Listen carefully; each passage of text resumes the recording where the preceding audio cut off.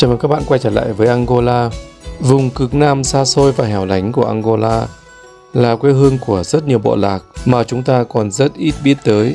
Họ sống ẩn dật trong những vùng núi hoang sơ, xa xôi và vẫn duy trì được lối sống có từ bao đời nay của mình. Trong hành trình ngày hôm nay, chúng ta sẽ đi tìm hiểu một trong những bộ lạc đặc biệt như vậy.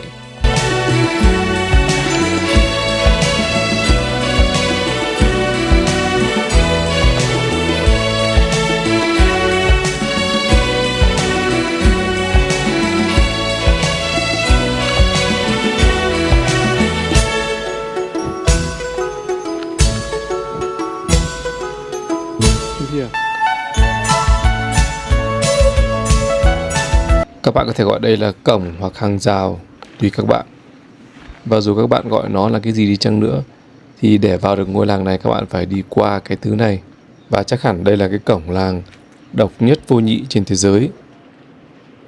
Và nếu ai muốn vào đây thì phải tự mở cổng như anh bạn hướng dẫn viên của mình đang làm đây. Và phải được sự đồng ý của hai cô bé gác cổng trên này.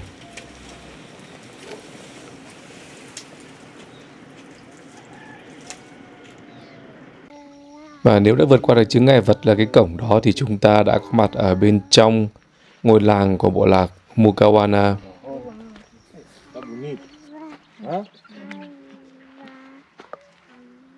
Và điều đập vào mắt bạn đầu tiên khi nhìn thấy các cô gái của bộ lạc này chắc hẳn là cái kiểu tóc của họ.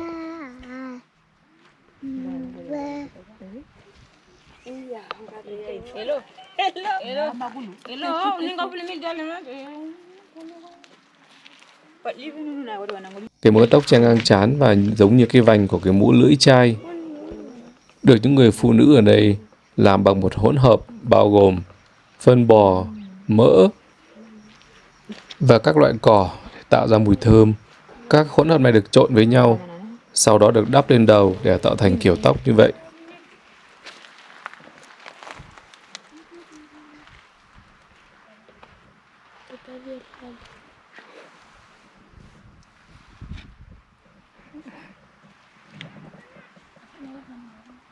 Và khi làm xong thì họ trang trí cho cái kiểu tóc của mình bằng những cái đồ vật rất là sặc sỡ. It's natural.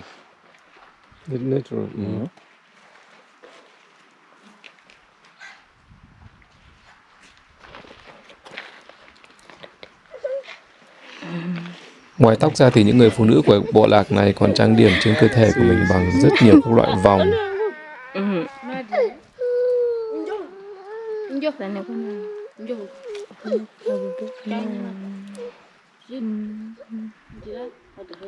Và kể cả chân tay cũng là các bộ phận không thể thiếu được những cái vật trang điểm.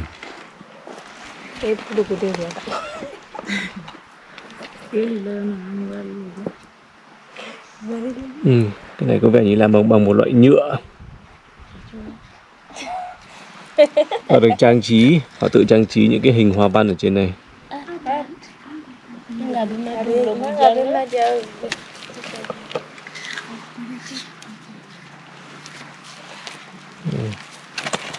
Các bạn thấy mỗi cô đều có một màu riêng và một cái loại hoa văn khác nhau.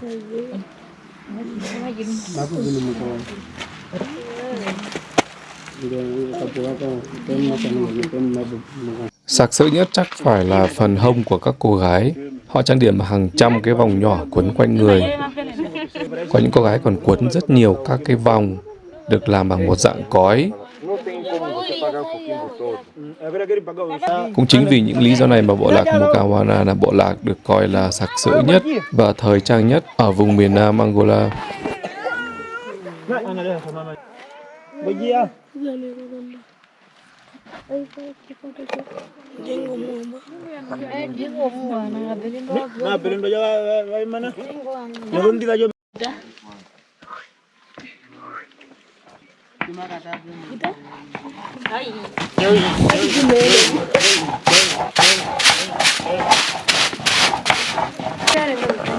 Họ đang nấu một cái loại giống như là cái vỏ cây, khả năng là để làm thuốc.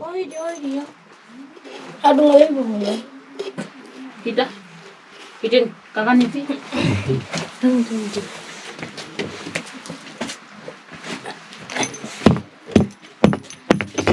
Cô này cô đang làm mẫu. Ok.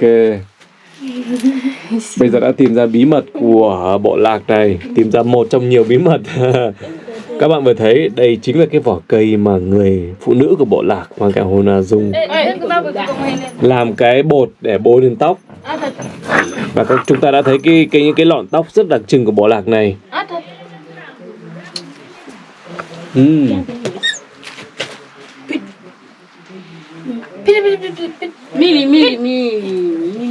Chúng ta đang ở trong một căn nhà của bộ lạc Makahona. Đây vừa là nhà vừa là bếp.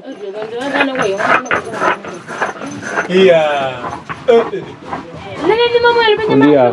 Buen día. Buen día. Em hay lo de casa ni apa? Balik. Eh? Jadi.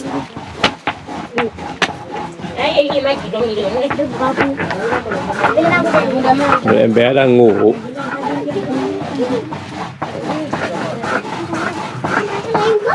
Còn những cô gái và những người phụ nữ đang làm việc.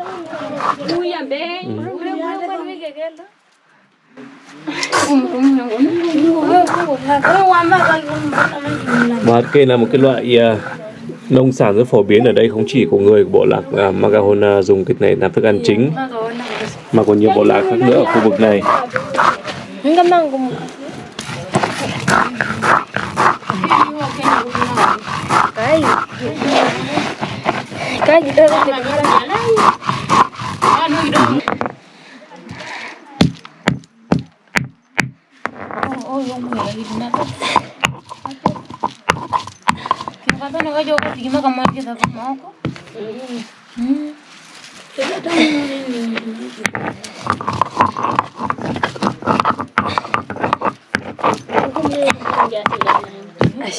Men pembanan no?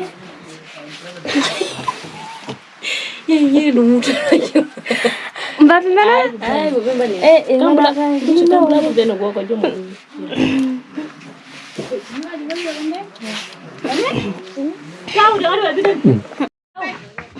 Lau ơi.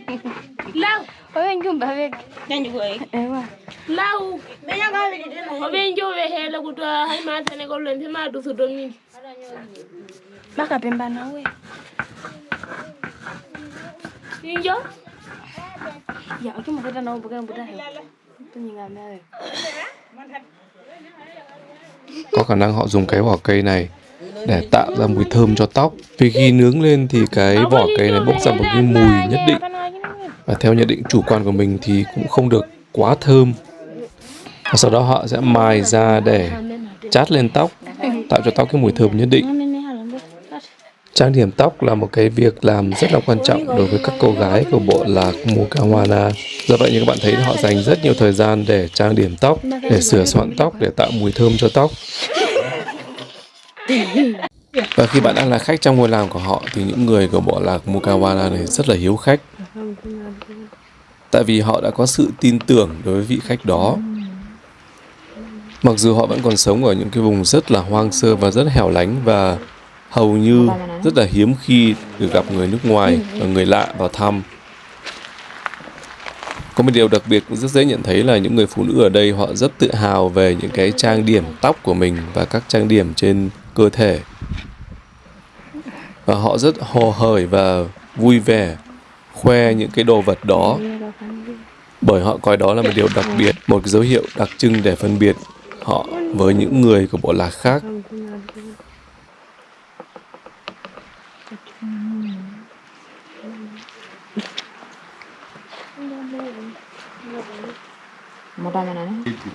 Cô này có rất nhiều các cái loại vòng trang điểm đủ các loại màu. Không những trang điểm ở tay mà họ còn điểm ở chân nữa.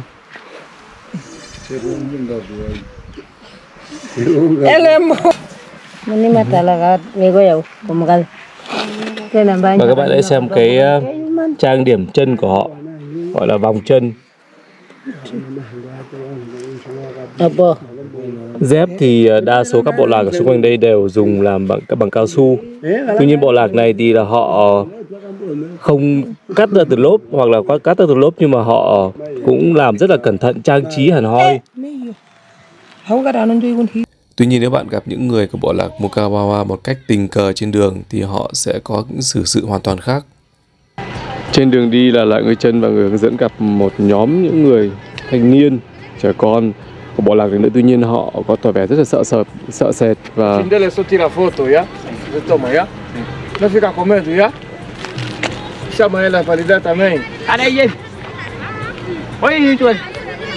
phải nhờ người hướng dẫn nói chuyện và bảo là chúng tôi không phải là những rủi ro cho các bạn thì họ mới ra. Rồi các bạn hãy chiêm ngưỡng một lần nữa cái kiểu tóc rất là đặc trưng của các cô gái của bộ lạc này. Đây là những cô gái trẻ và sau một khoảng thời gian phải thuyết phục thì họ mới ra đây để tiếp xúc với bọn mình, tại vì là họ có vẻ rất là sợ sệt.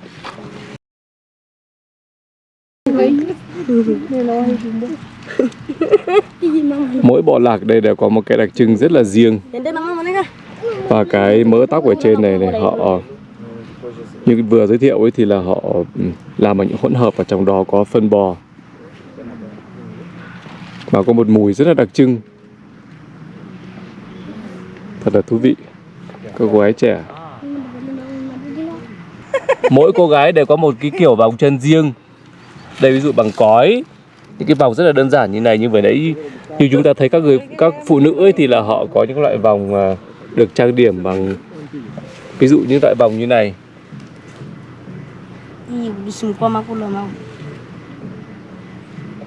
Các bé gái này, các cô gái này là không đi giày mà đi chân đất, có vẻ như đang đi chơi ở đây. Và không, họ đi chăn bò, chăn dê, chăn cừu.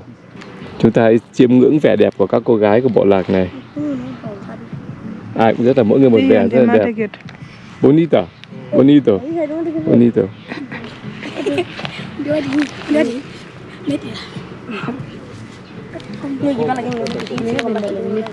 Lại người chân nhìn thì không biết chán những cô gái này, rất là đẹp. Mặc dù đã thuyết phục và bây giờ là đồng ý để ra tự quay phim chụp ảnh, nhưng mà các bạn thấy họ vẫn có một cái vẻ bẽn lẽn và có một cái gì đó rất là sợ sệt. Có vẻ như họ rất hiếm khi tiếp xúc với những người khác, những người lạ.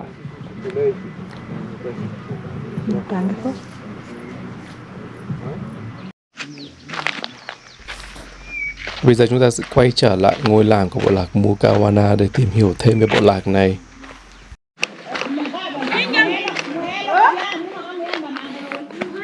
Đây là một căn nhà đã bị đổ có thể là sau một trận mưa hoặc trận bão. Bạn thấy là vào mùa mưa ở đây có thể là mưa rất là to. Do vậy mà những căn hộ này, những căn nhà này nhiều khi cũng không đủ chắc chắn để có thể trụ vững được.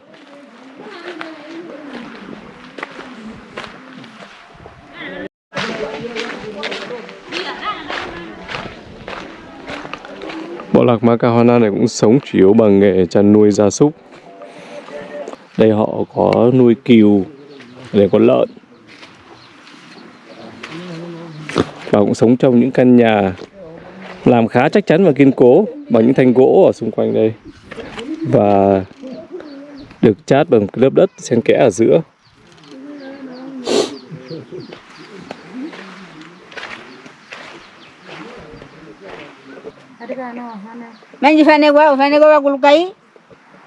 Chúng ta xem một chút bên trong căn nhà của họ. Khá là kiên cố và có vẻ rất là mát mẻ.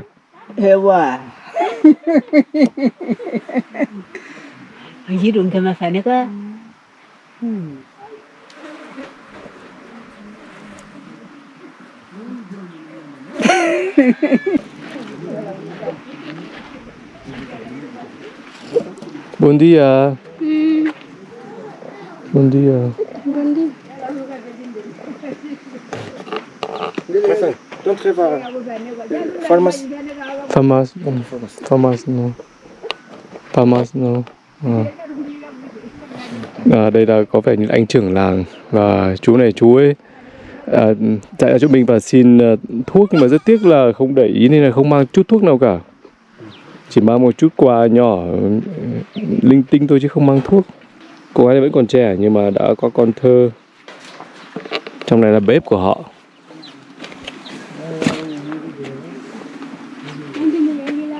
Bếp khá là rộng rãi. Trong này họ có những cái làm bằng cói rất là to, những cái thùng đựng có thể là đựng nông sản.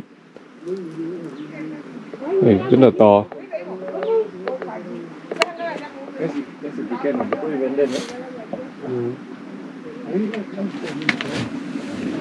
Xem trong này họ nấu cái gì. Nấu một loại rau xanh.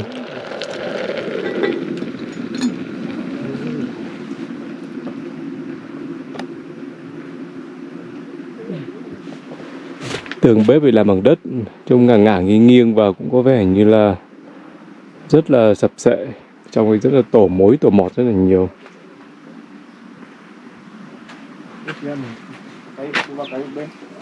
Ở trong này có quả bí hồ lô rất là to.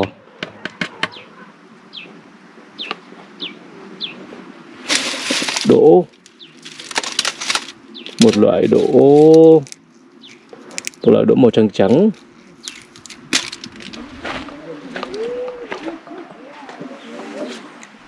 Đây là cái chuồng gia súc của họ, đây bò này, các bạn thấy bò gà.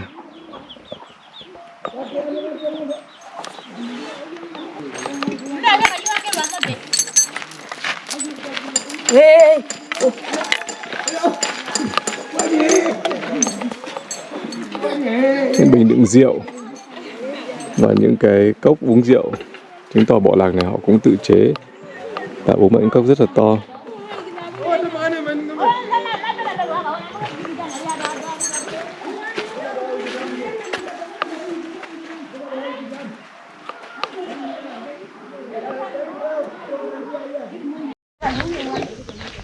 Bên kia của cái bờ rào này là những ruộng ngô. Họ tự trồng trọt và canh tác các cái sản phẩm nông nghiệp của mình. Còn đây là chuồng lợn, có một chú lợn và lợn mẹ và hai chú lợn con.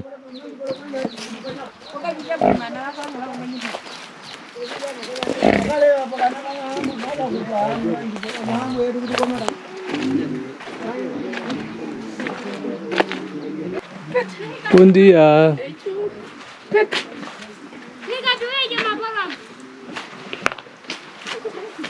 Một điều mình nhận thấy đây là căn bếp của nhà nào rất là rộng rãi. Đây chỉ là bếp chứ không phải là nơi ở của họ, nơi ngủ của họ.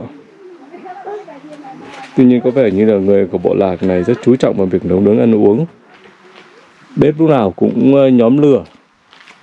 Và bộ lạc này họ trồng rất nhiều dưa. Đây có dưa hấu, quả rất là ngon.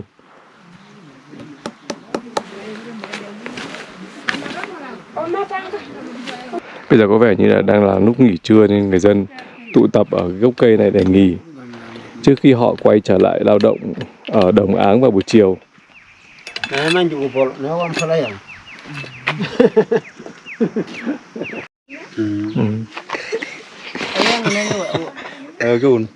Các bạn có biết đây là cái gì không? Đây là một cái tẩu thuốc lá và bên trong đây là thuốc lá. Nói chung là cũng không chắc chắn lắm nhưng mà có thể là một loại chất hút khác.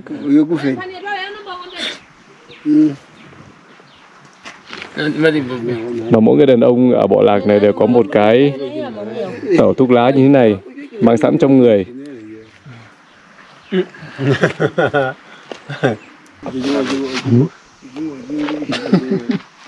Rất cao su này, trông này thôi nhưng mà rất là nặng.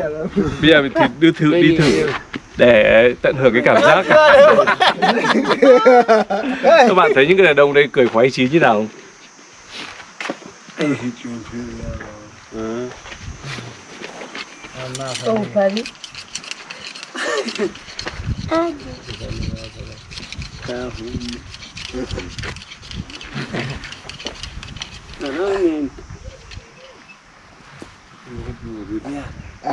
Đi phải có kỹ thuật chứ, khá là khó khăn, có thể là chân lại người chân hơi bị to, chân to quá thế là không vừa.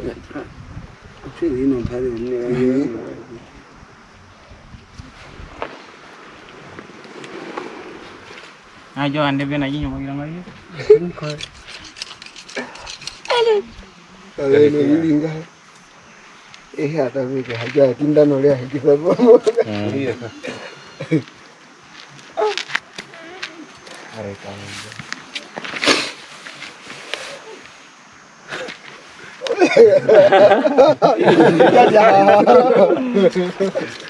Nice, nice. Café lá é bom.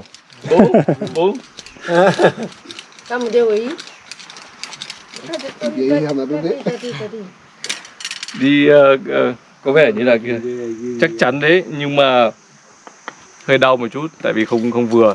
Và các bạn có biết là cái chức năng của cái đôi dép này tại sao không? Tại vì bây giờ mình mới phát hiện ra một cái điều là ở xung quanh đây có rất nhiều loại cây có gai, và đây là một cái một loại dép hữu hiệu nhất, tại vì đây là này là một cao su và rất là dày, chống tất cả các loại gai. Gai ở đây rất là nhiều.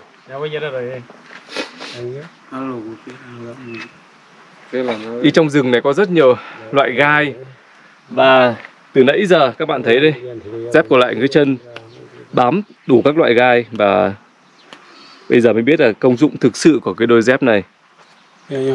Gai xuyên ra cả cái đôi sandal của mình đây.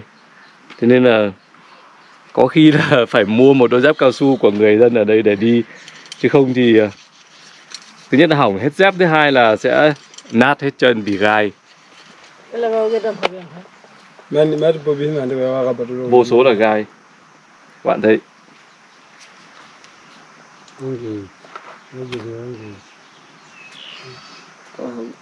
Rất là đau, đâm và rất là đau. Ở đây các bạn có thể thấy cái cảnh sinh hoạt của họ. Giữa rừng núi này là đây là cái nơi phơi quần áo, họ mang quần áo ra phơi. Còn đây là nơi giặt giũ. Ở đây nước rất là hiếm các bạn, ở đây nước rất là hiếm, thỉnh thoảng mới có mưa, và họ phải tận dụng những cái vũng nước như này để giặt giũ.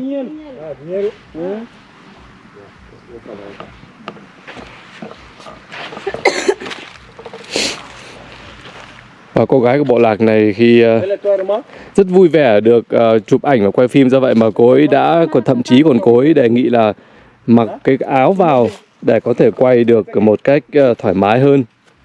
Như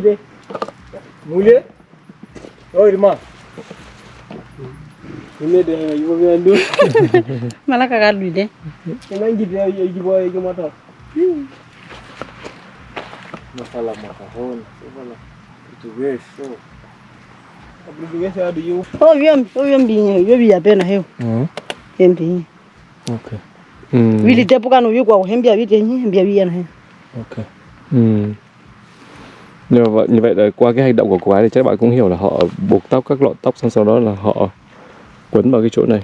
Đây chẳng qua cũng là tóc thôi, một loại tóc ở phía mái. Sau đó họ buộc và trộn các hỗn hợp, trong đó có phân bò để làm trang điểm. Một kiểu tóc rất đặc trưng mà chỉ có người của bộ lạc này có.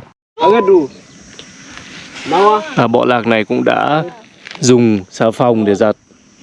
Mặc dù nơi giặt vẫn còn rất là đơn giản, tuy nhiên họ cũng đã biết dùng xà phòng.